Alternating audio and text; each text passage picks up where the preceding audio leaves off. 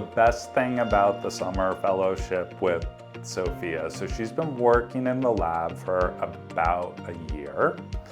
And when undergraduates come into the lab, they're usually doing that during the normal term when they're also taking 5 different classes and doing homework and scattered and trying to learn different techniques and trying to find the time to actually do science and do research projects, but they're usually torn between multiple different things. This summer with the STEAM fellowship, so Sophia was able to get into the lab full time. And after about the second week in lab full time, it just clicked. Like you could see the light bulb go off in her eyes when she brought the science and the data back to us in our meeting. And she was like, I understand this now. What I've been working on these last 6 months, now I have the time to dig into it in sufficient depth to really understand the technique and be able to apply it. And then she was able to take that data and go and develop her own next set of experiments.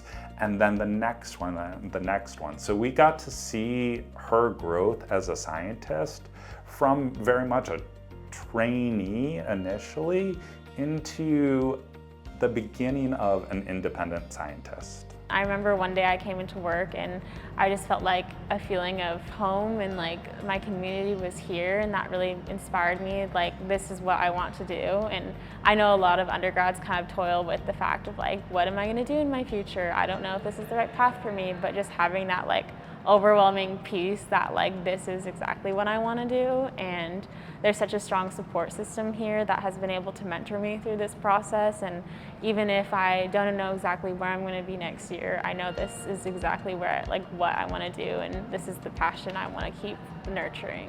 My name is Sophia, and I'm a 4th year multidisciplinary sciences major.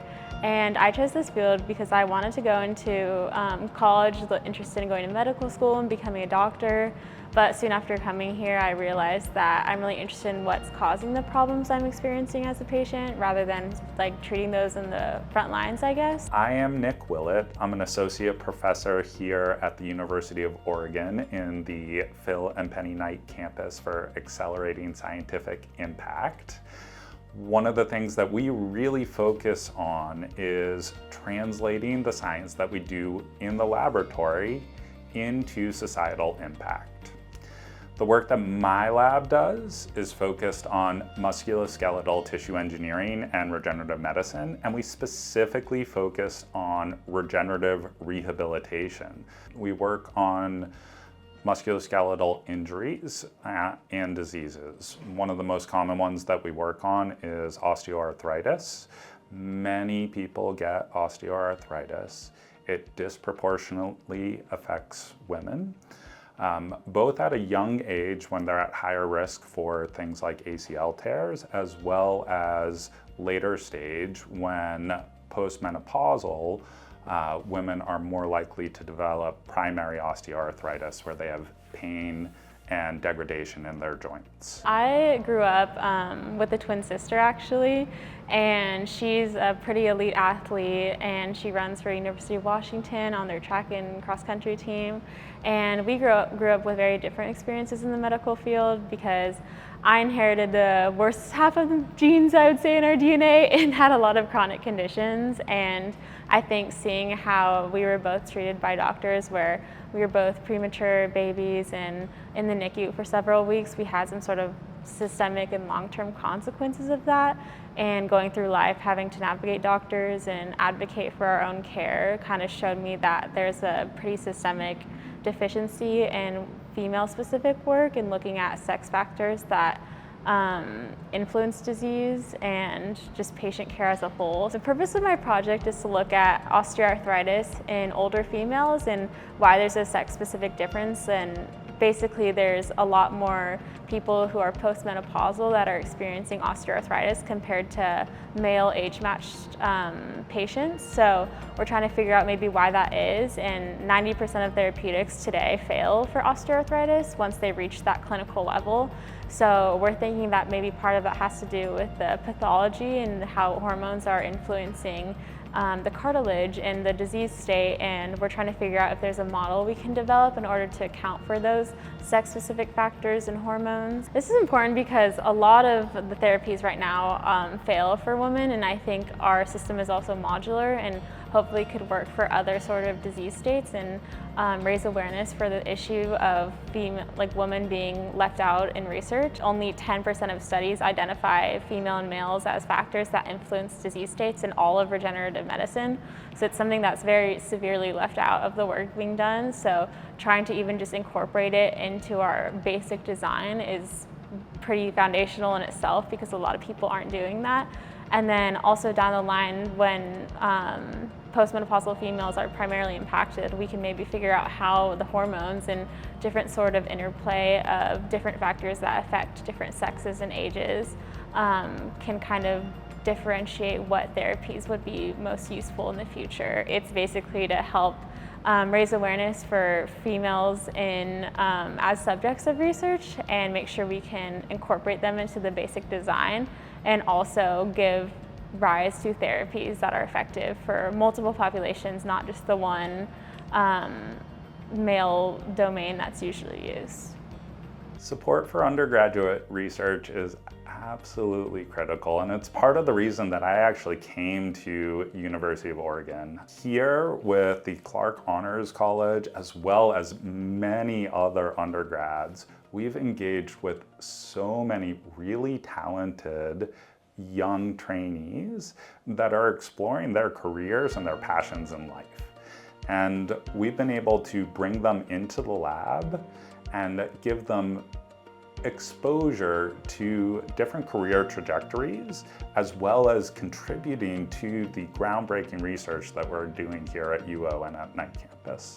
Over the summer, I got patient samples from Slocum, which is nearby, and we were able to basically take tissues from surgeries that are done, like ACL repairs or total knee replacements. We're able to get those tissues from human patients from different demographic backgrounds, including information on their age and their sex and different factors that might influence the state of their disease. For different reasons, they don't need this tissue, so we'll get it for our research. Then we're able to isolate the cells from it and then form little spheroids in order to test what different hormone concentrations, how they impact the formation of these spheroids, and then also what inflammatory signals we can put in and how that impacts those spheroids. So we're almost making like a mini system where we can test what cartilage is like in the knee without actually injecting things into the knee, and then doing that for specific donors of ages and different sexes so that we can have those different variables more parsed out and understanding, do younger female donors like having a higher concentration of this one specific sex hormone, or do male donors have less impacts of the varying hormones, like looking at those specific trends to see what is missing right now in the work and what we can do to change it. The work is ongoing, so we don't have all of our results yet from this summer, but we were able to identify specific trends in how the female samples responded to different hormones and inflammatory conditions, which we're excited to publish soon. And we're also, I think for me, what I learned was about how different each donor is and how you can have the same sex, age, everything very similar, but still have a differently responding tissue, which makes me more excited about these like patient-specific systems that will better incorporate these factors that can't always be predicted. Like a one-size-fits-all approach doesn't always work in medicine, so being able to address that from this basic research approach has been really exciting. Being a faculty mentor is a critical part of being a professor. It's one of our fundamental roles, is training the next generation of scientists. It is the graduate student in my lab. Cora Ferguson is Sophia's direct mentor and works extremely closely with Sophia on a day-to-day basis. The way that we have my lab structured is multi-tiered. We have about 25 people in the lab, so I'm not actually in the lab directly mentoring people. But what I try to do is to expand the opportunities of individuals at all training and career stages to research and to science and to the impact that can have. I meet with Sophia every other week where she comes and she presents to me and her other co-advisor, Gabriella Lindberg, on the progress that she's made. We set weekly goals or bi-weekly goals. She defines what her next experiments are going to be. She then works on scientific communication and being able to digest down what she's done in 2 weeks to be able to explain it and communicate it clearly and then plan next sets of experiments.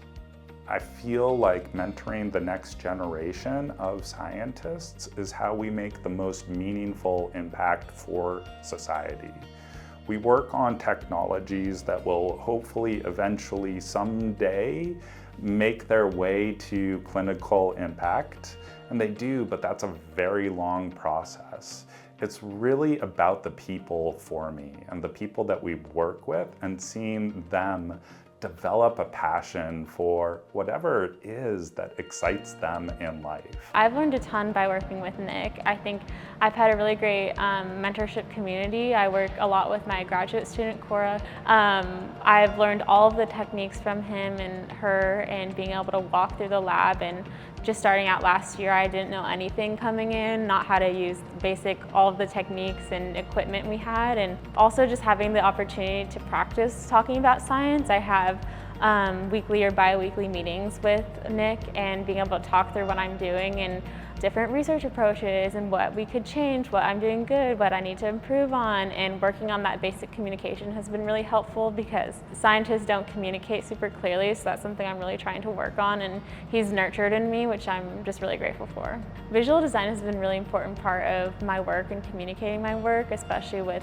presentations, and last week I was actually in Paris for a conference, so that was a really big test for me to be able to generate a website and visual designs in order to communicate my work and how I've been able to navigate my research and troubleshooting pathways. So that's been really exciting, and also just, I think I'm also a science communication minor, so being able to realize that a lot of people are visual learners, and I can see trends better when they're visually presented to me.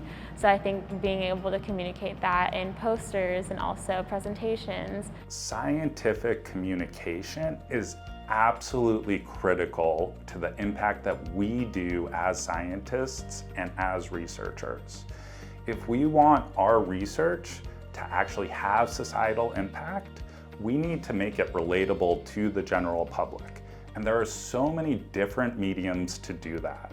Some of that is through visual art, some is through communication and writing and news and media pieces. At least for my work specifically, I'll be sharing my findings and data at the Undergraduate Research Symposium in May, so I'm really excited about that. And I actually did that last May, kind of with the beginnings of my project, so I'm really excited to be able to expand that and show what I've done since then. And I've also gotten experiences just talking about my research in the Honors College here at UO. I've been able to go through the thesis process and be able to kind of formulate my ideas and present them in a way that makes sense to a wide variety of people, which has been really awesome. I think it's a really unique opportunity, and it's just been super beneficial for me. It's been able to give me this opportunity to have a professional environment, to learn about what the real world looks like and how to kind of do the little things like show up on time, be able to communicate, respond to emails well, but also the big picture things in that I got to experience directly what research is and how to engage in it and how to troubleshoot and choose new directions and think of hypotheses, like all of those basic things I wouldn't have been able to do on my own. I mean, I would like to think I would, but having that community of people to support me has been immensely helpful. I'm just very grateful for it. The support that you all provide is really critical to what we do, the training that we provide, and getting students like Sophia these types of experiences, which I think will be absolutely critical for her career trajectory.